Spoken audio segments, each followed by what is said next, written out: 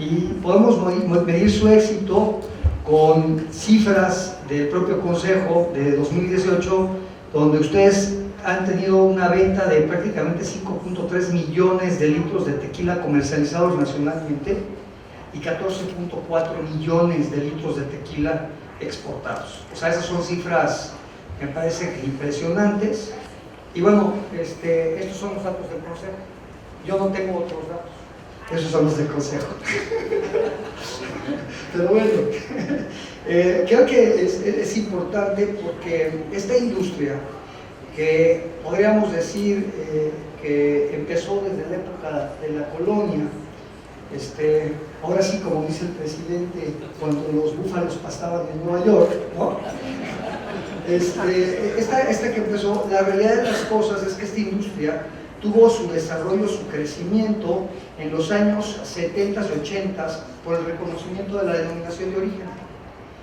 Y finalmente en los 90, con la creación del Consejo Regulador del Tequila, y algo que era muy importante, que era la vinculación de la norma oficial mexicana a la denominación de origen.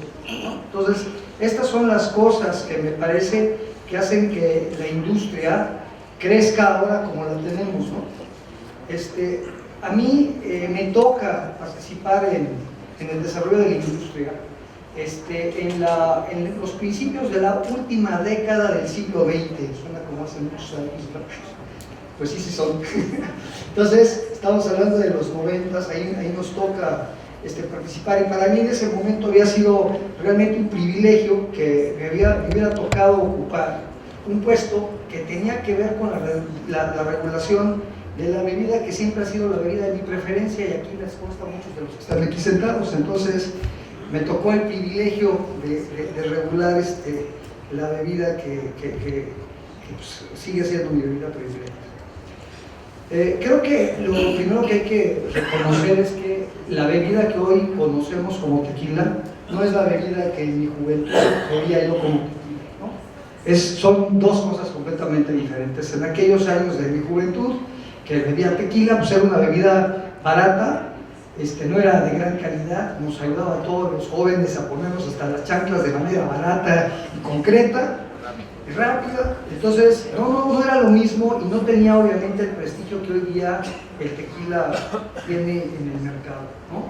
Así que sí creo que estamos hablando de cosas diferentes.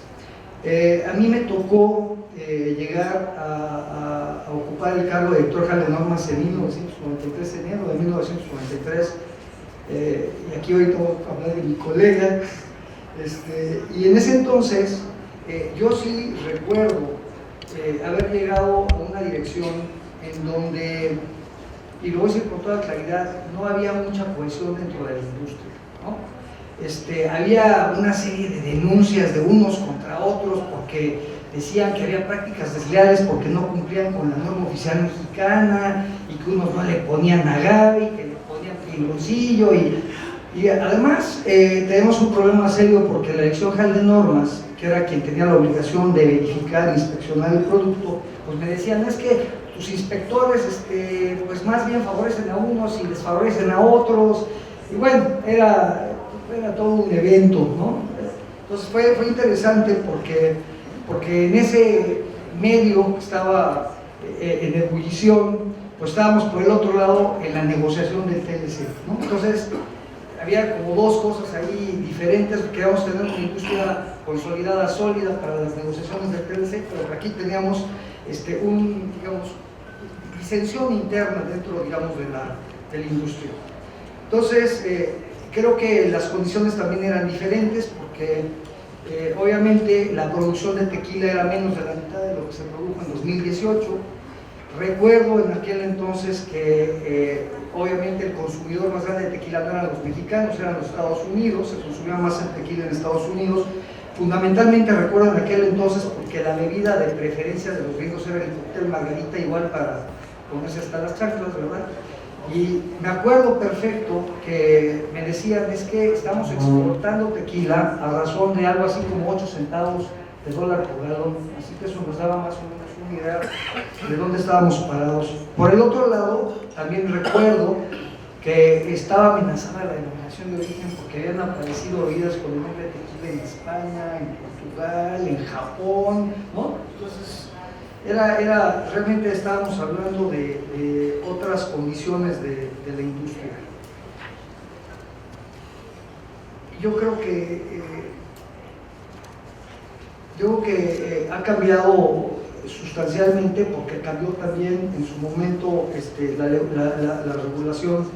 Yo me acuerdo que en aquellos entonces ya había también fuera del país organizaciones que eran como consejos reguladores que regulaban, o ¿cómo se llama?, asociaciones interdisciplinares de profesionales o de productores de productos agrícolas con características regionales. Entonces, estos organismos en aquellos países ya estaban regulando las bebidas que tenían denominación de origen. En México, pues no teníamos eso todavía no se podía hacer.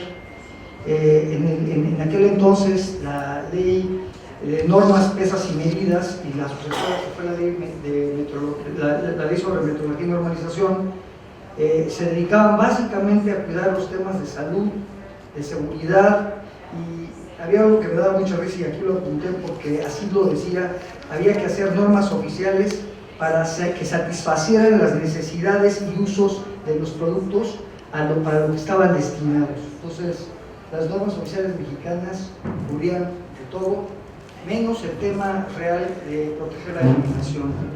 En la reforma de la Ley de Metrología del 91, ahí aparece por primera vez, de 91, de la Ley de Protección y Propiedad Industrial, ahí aparece por primera vez una especie de tratar de vincular la norma oficial mexicana a la denominación, pero pues realmente no se hizo nada, así como tampoco se hizo nada por la creación de respuesta por parte de hacer. Pero bueno, ese es un poco el que donde estábamos parados. Entonces, recuerdo también que cuando yo llegué, yo había dejado de ser en ese entonces director general de asuntos legislativos de la unidad de regulación económica. Entonces, me había tocado participar en la redacción y en la negociación de la nueva ley sobre metodología y normalización que se reformó en 94, obviamente con todos los titulares de las entidades de la Administración Pública Federal, porque recordemos que la ley de metodología abarca a todo el gobierno federal, y me había tocado hacer la negociación con los legisladores, así que venía fresquecito de haber estado discutiendo los temas. Cuando me nombran director general con la consigna pues, de hacer vigente lo que en esa ley aparecía por primera vez, que era la posibilidad de que el sector privado participara en coadyuvancia del gobierno federal en la vigilancia de las normas oficiales mexicanas. Entonces, en esta ley, en la reforma del 94 de la ley, se crean por primera vez la figura de los organismos de normalización, de certificación y las unidades de verificación. Y había que echarlo a andar.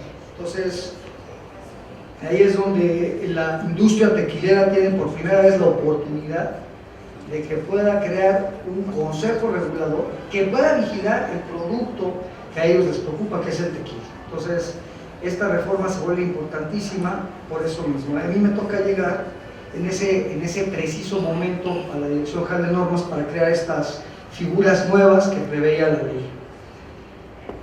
Pero hay que ser muy objetivos. La verdad es que no fue fácil crear el Consejo Regulador del Tequila, porque más allá de que pudiéramos elaborar, digamos, los manuales, que tuviéramos la legislación y tuviéramos los manuales y se pudieran aplicar las normas técnicas que en ese momento se pedía para que los organismos de certificación pudieran funcionar, lo más complicado del Consejo fue lograr un consejo directivo con la participación de todos los interesados. Ustedes imagínense en la industria, pues quiénes iban a participar en el consejo directivo, ¿no? Entonces, el haberles dicho en algún momento que tenían que participar los agaveros, bueno, ¿qué quieren que les diga? Entonces, fue muy complicado. Y aquí hay una anécdota que me gusta porque el proceso de discusión de cómo se integraba un consejo directivo representado por todos los intereses que hubiera en términos del tequila, fue un tema que terminamos resolviendo en la casa de su servidor Y voy a decir, ¿por qué la casa de su servidor? Pues porque resulta que estaba enfermo, pero bueno, pues ya se había armado, desafortunadamente, como decimos en México, una pequeña grilla para que no se hiciera el consejo. Y entonces, estando enfermo, me fueron a visitar a mi casa algunos representantes de algunas de las empresas más importantes, donde había los que estaban a favor y los que estaban en contra. Obviamente los que estaban a favor porque veían con la negociación del TLC que tener un consejo regulador le daba cierta ventaja a la industria tequilera. Y los que estaban en contra porque decían que si había un consejo regulador, ese iba a ser el mecanismo para excluir a los pequeños productores, a los medianos productores, de la posibilidad de producir tequila en México, ¿no? Entonces, si ya de por sí había este tipo de guías donde decían que los inspectores de la Dirección General de Normas estaban beneficiando a unos y no a otros, pues imagínense, cuando estábamos hablando de crear un consejo regulador de tequila. Entonces, terminamos en la casa de su servidor discutiendo los pros y los contras y el por qué era importante que hubiera un consejo regulador de tequila. Y afortunadamente, después de esa discusión, uno de los asistentes me dijo: mira, la verdad es que no les creo aquí a mis colegas, pero pues como te veo a ti en tu casa y aquí estás enfermo y estás tratando de convencernos, creo que vamos a jalar. Y bueno, lo más importante del asunto es que a partir de entonces hubo más o menos un consenso de para qué iba a ser el Consejo Regulador de Tequila, y se empezó a trabajar en el consejo. No quiero decirles con esto que ya fue todo terso y precioso y rápidamente se hizo, porque hubo muchas discusiones después de esa, y se terminó constituyendo hoy el Consejo Regulador de Tequila. Así que yo creo que esa es la parte más difícil que puedo decirles de la constitución del organismo. Aquí creo que es importante reconocer a mi colega que está aquí al lado, porque no nomás es el tema del consejo, lo dije al principio de la discusión. Había un problema con el vincular las normas oficiales mexicanas, la certificación de las normas oficiales, el registro que tenían del nombre los productores tequileros con el uso de la denominación de origen, porque parece que no, pero no estaban vinculados. Entonces podían tener algunos la denominación de origen y no cumplir con la norma, ¿no? Que era algo verdaderamente terrible. Y por el otro lado había quienes tenían la norma, pero no les habían dado el uso de la denominación de origen. Entonces, pues bueno, creo que aquí Jorge hizo una gran labor, porque se volvió a repetir en la ley de 94, de la ley de, ¿cómo se llama?, de propiedad industrial, que no se llama propiedad industrial, se llama ley de fomento y protección de la propiedad industrial. Se volvió a reafirmar esa vinculación del cumplimiento de la norma con el uso de la denominación de origen, y eso permitió, al igual que ha permitido en muchos otros países, las reglamentaciones técnicas, fortalecer el cumplimiento de las indicaciones geográficas o de las denominaciones de origen, ¿no?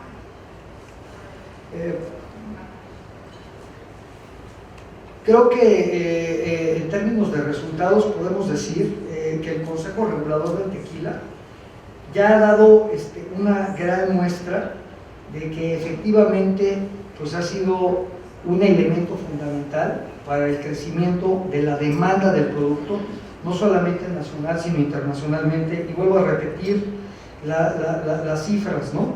En 1900 son cifras del Consejo, y repito, yo no tengo las mías.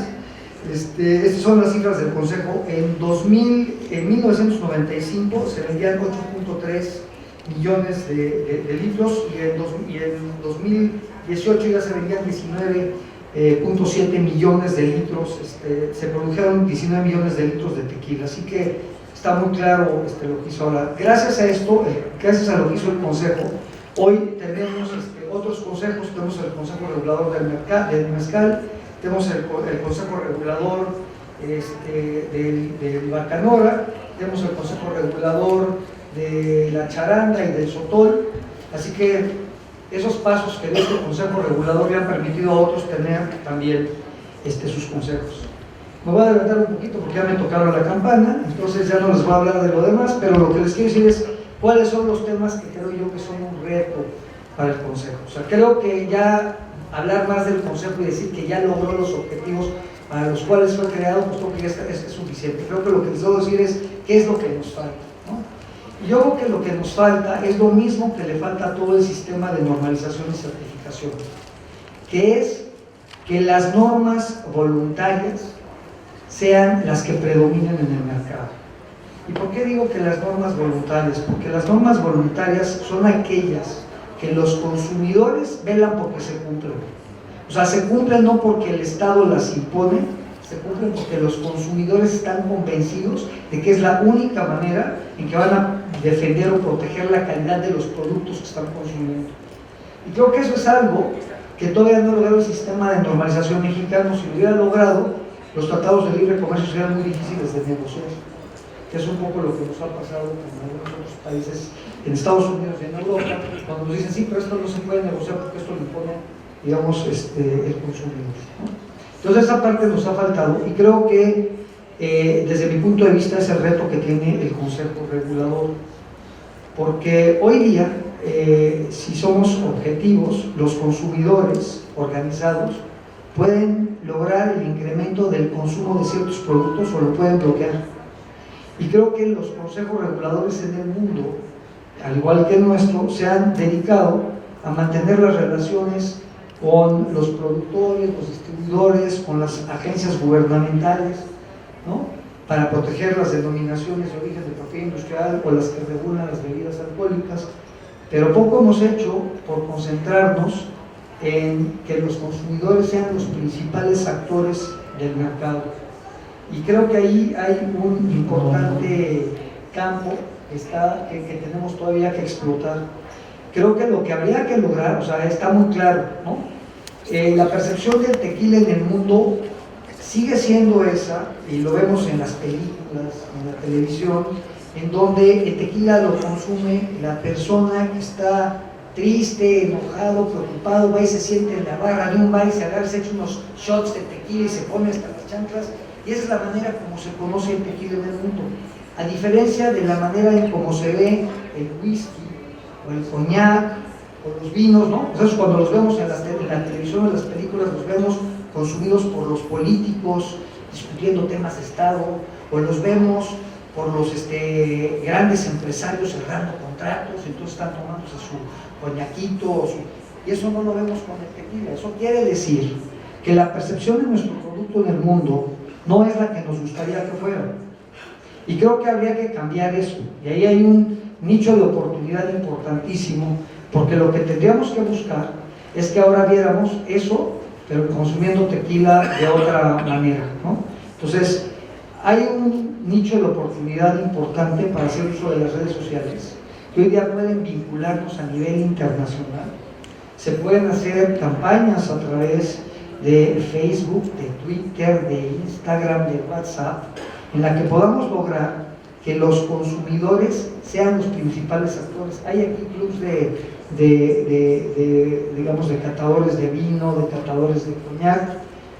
Podemos hacer lo mismo con el tequila, pero creo que podemos ir un poco más allá. Y creo que el reto sería un poco lo que se hizo con los organismos de certificación en México, y es que los consumidores sean los principales vigilantes del cumplimiento de la norma de tequila, que entiendan bien el porqué del etiquetado, el porqué de la denominación de origen, el porqué de preservar la calidad del producto.